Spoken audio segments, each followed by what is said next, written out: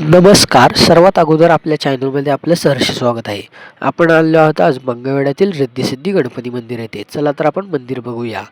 किती छान आणि सुसज्ज असं मोठं असं मंदिर दिसतंय आपल्याला. आपण आता गणेशजींचं दर्शन घेऊ. सर्वात अगोदर मूषक वाहनाचं दर्शन घेतलं.